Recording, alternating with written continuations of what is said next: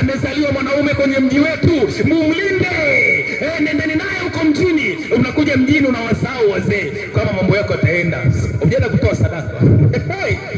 Sadaka inadaiwa, sadaka inadaiwa, ndio maana mambo yanakuwa magumu. Leo jitenganishe na sadaka za mizimu ya kwenu, jiunganishe na sadaka moja ya mwanaume anaitwa Yesu, ambaye alikufa juu ya msalaba wa Kalvari. Alipokufa juu ya msalaba wa Kalvari, alitoa kafara moja tu, alimwaga damu yake mara moja, na alipoimwaga ikatupa ondoleo la dhambi. Ndio maana leo hatuchinjii tena mbuzi, ndio maana leo tena twende kutoa kafara kwenye kaburi ya babu zetu na miungu ile na kwenye mapango ambayo yanatolewa. Leo tufanye hivyo kwa sababu tuna kafara moja. Unajiuliza hivi mambo yangu mbona yanakuwa magumu?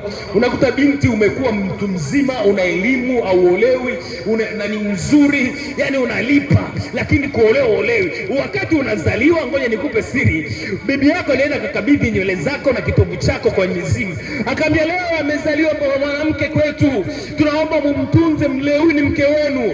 Sasa wewe mke mizimu utaolewaje rafiki yangu? Inabidi ukitaka kuolewa apatikane anayejua mambo ya mizimu ya kwenu, nenda atakuoa. Lakini tofauti na hapa, huku mjini watu watakuwa na kuangalia tu. Utashangaa unachumbiwa au olewi, inavunjika. Uchumba unaingia unatoka, uchumba unaingia unatoka. Nini? Mizimu imefunga, mizimu kwenu imekufunga. Inasema huyu hataweza kuolewa pengine, huyu hawezi kuolewa pengine. Unaona mambo ya unatafuta pesa usipati. Wazee wamekasirika, umeacha kuwapa haki yao, hujawapa haki yao wazee, hujawachinjia ng'ombe, hujawachinjia mbuzi wazee. Wazee wanataka chakula chao, wanakwambia njoo nyumbani, unakuwa mdishi Dar es Salaam hapa, utasugua gaga sana, utatafuta pesa sana, utaona watu ni wabaya, utafikiri watu wamekuloga, umejiloga na mambo ya nyumbani kwenu, au umekumbuka madhabahu za kwenu, na kwa sababu wazazi wako walichagua madhabahu hizo, lakini wewe sasa unijidai kichwa ngumu. Na kama uzitaki, jiingize kwa Yesu, jivue kutoka huko, ndicho itakuwa salama yako. Tofauti na hapo, utasugua gaga sana, utaona watu wanaendesha magari, utaona watu wanajenga nyumba, wewe utakuwa unapata pesa nyingi, unaweza ukapata hata milioni 10, hata gari usinunue, hata nyumba usinunue, kesho kashanga imeisha. Nini? Mizimu inahitaji uipe chakula chao. Na unasema mimi ni wa kisasa, mimi sitoi sadaka za mizimu. Utoe wakati walisha kukabidhi. Ulikabidhiwa kwao, ulipozaliwa baba yako na mama yako walikukabidhi. Tena wewe umepatikana kwa uganga kienyeji. Mama yako alikuwa ana uzazi wa mbali, alikuwa na uzazi wa mbali mama yako, akaenda kwa mganga kienyeji, akasema tunahitaji tusaidie tupate mtoto. Baba yako akaambiwa haya, nenda nyumbani. Wewe mama yako akabaki na mganga, kilichoendelea anajua mganga mwenyewe. Alafu ukaja ukazaliwa. Ulipozaliwa, umezaliwa kimaagano, umezaliwa kwenye madhabahu ya kiganga. Kwa hiyo unabidi niishi kiganga ili uendelee kiganga. Tofauti na hapo, hauchomoi. Labda ukitaka kuchomoa, mchoko mwanaume aliyeshuka kuzimu, akamnyang'anya shetani funguo za kuzimu na mamlaka, alafu akasema imekwisha, akapaa mbinguni, akasema imekwisha. Kwa habari ya mapesa imekwisha, kwa habari ya maskini imekwisha, kwa habari ya magonjwa imekwisha.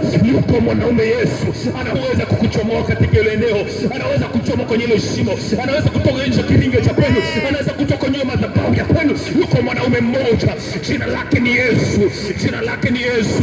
Usione watu ni wabaya, tembea kwenye kanuni. Mungu ni wa kanuni, hata mizimu ina haki inapokushika.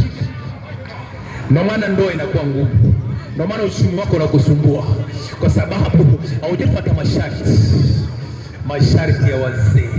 Masharti ya wazee, umeacha masharti ya wazee, unafuata ya kwako. Utafanya kazi za watu sana, utawafanyia watu kazi sana, utasindikiza watu sana. Yesu ndo anaweza kukutoa hapo.